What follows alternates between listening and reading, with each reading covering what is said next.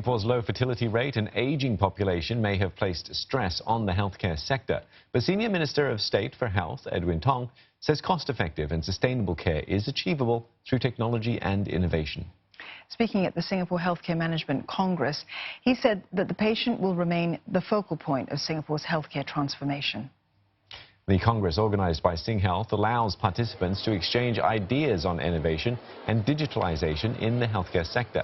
Mr. Tong said innovation in supply chain management can ensure affordability, and technology can improve productivity on healthcare workers as labour-intensive tasks are reduced. Anticipating concerns about job loss associated with technology, Mr. Tong emphasised that technology is not meant to replace healthcare workers, but rather allow them to focus on providing more quality care for patients. This is the part that technology cannot replace. To devote more time to interacting with patients, understanding their needs, trying to curate programs to best make sure that the recuperation and recovery is best suited for that patient.